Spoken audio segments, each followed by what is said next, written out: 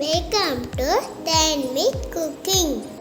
ஹாய்ங்க, இன்றைக்கி நம்ம என்ன பார்க்க போகிறோம்னா வெண்டைக்காய் புளிக்குழம்பு தாங்க பார்க்க போகிறோம். அது எப்படி செய்யலான்னு பார்க்கலாம் வாங்க. கல்யாணத்து வீட்டுக்கு போனீங்கன்னா புளிக்குழம்பு வைப்பாங்க, அது எவ்வளோ டேஸ்ட்டாக இருக்கும் பார்த்தீங்களா. அந்த மாதிரி ஸ்டைலில் பண்ணாலும் நமக்கு அந்த டேஸ்ட் வராது. அது குவான்டிட்டி நிறையா செய்கிறாங்கன்னா அந்த டேஸ்ட் வருது. நம்ம கொஞ்சமாக செய்யணும்னா அதை விட கொஞ்சம் டேஸ்ட் கம்மியாக தான் வரும். ஆனால் அது எப்படி செய்யலான்னு பார்க்கலாம் வாங்க. வெண்டைக்காய் இது மாதிரி பெருசு பெருசாக கட் பண்ணி எடுத்துக்கலாங்க. எண்ணெய் ஊற்றி வெண்டைக்காய் ஃபஸ்ட்டு வறுத்து எடுத்துக்கலாம். வறுக்கும்போது என்ன பண்ணால் அந்த வலுவலுப்பு இருக்காது. அதுக்காக நான் வெண்டைக்காய் வறுத்து நல்லா வலுவலுப்பு போகிற வரைக்கும் நம்ம வறுத்து எடுத்துக்கலாங்க. வறுத்துட்டு அதே கடாயில் எண்ணெய் இருந்தால் அதே எண்ணெயில் வறுத்துக்குங்க, இல்லாட்டி கூட சேர்த்துக்குங்க. 1/2 டேபிள் ஸ்பூன் கடலைப்பருப்புங்க, 1/2 டேபிள் ஸ்பூன் சீரகம், 1/4 டேபிள் ஸ்பூன் மிளகு போட்டு நல்லா பொரிஞ்சு வந்ததுக்கப்புறம் 2 பெரிய வெங்காயம் சேர்த்துருக்குறேங்க. நீங்கள் சின்ன வெங்காயம் இருந்தால் கூட நீங்கள் சின்ன வெங்காயம் நீங்கள் போட்டுக்கலாம். வெங்காயம் நல்லா வணங்குது மிளகாய் 1 நான் போட்டிருக்கேன், காற்றுக்கு ஏற்ற மாதிரி போட்டுக்கலாங்க. அடுத்து கருவேப்பந்தலை,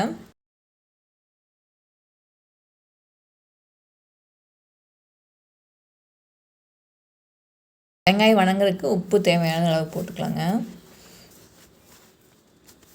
வெங்காயம் நல்லா வணங்காதாங்க குழம்பு டேஸ்ட்டு கொடுக்கும். அது 3 தக்காளி, 2 வெங்காயம் எடுத்திங்கன்னா 3 தக்காளி போட்டுக்குங்க.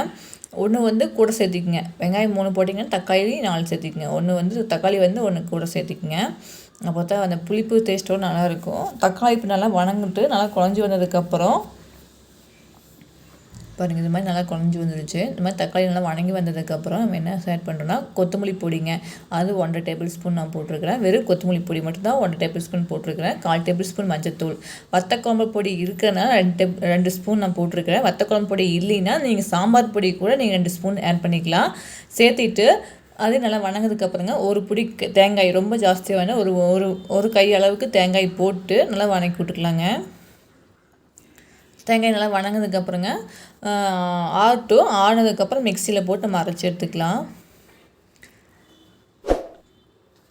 இப்போ அதே கடாயில் எண்ணெய் கொஞ்சம் ஊற்றிங்க. எண்ணெய் ஊற்றிட்டு வெந்தயம், புளிக்குழம்புனாவே நமக்கு வெந்தயம் 1/2 ஸ்பூன் போட்டுக்கலாங்க. கடுகு, உளுந்தம்பருப்பு, கருவேப்பந்தலை, பூண்டு நான் சின்ன பூண்டு அப்படிங்கிறதுனால ஒரு கட்டை எண்ணெய் எடுத்துருக்கேன். நீங்கள் உங்களுக்கு பூண்டு எந்த அளவுக்கு வேணுமோ ஒரு 4-5 பல் பூண்டு நீங்கள் போட்டுக்கங்க. பெரிய பூண்டாக இருந்துச்சுன்னா 4-5 பல் பூண்டு போனால் கூட போதுங்க. வெண்டைக்காய் சேர்த்திட்டுங்க, உப்பு சேர்த்திக்கலாம். உப்பு போட்டால் கொஞ்சம் உப்பு போட்டு வணக்கிக்கலாங்க. அது பெருங்காயத்தூள் சேர்த்திக்கலாம்.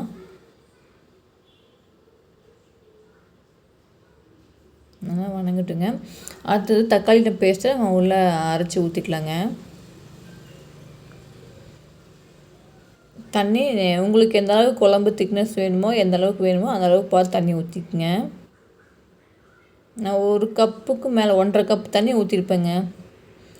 அடுத்து புளிக்கரைசல் ஒரு அரை எலுமிச்சம்பழம் சைஸுக்கு அதிகமாகவே இருக்கும்.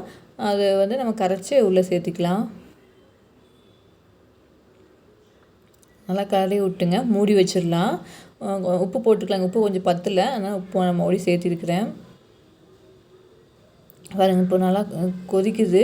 எனக்கு இன்னும் கொஞ்சம் குழம்பு திக்காகணும். கொஞ்சம் தனியாக தான் இருக்குது, ஆனால் இன்னும் கொஞ்சம் குழம்பு திக்காகணும்.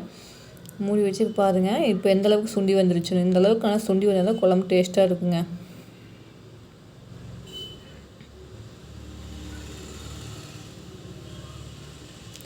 பாருங்கள், இந்த அளவுக்கு குழம்பு திக்காக இருக்குது.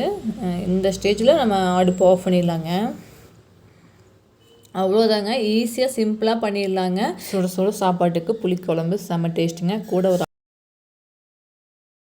என்னோட சேனல் சப்ஸ்கிரைப் பண்ணுங்க, மறக்காமல் சப்ஸ்கிரைப் பண்ணிடுங்க. அடுத்த வீடியோவில் பார்க்கலாம். லைக் பண்ணுங்கள், ஷேர் பண்ணுங்கள், கமெண்ட் பண்ணுங்கள், சப்ஸ்கிரைப் பண்ணுங்கள். பாய்.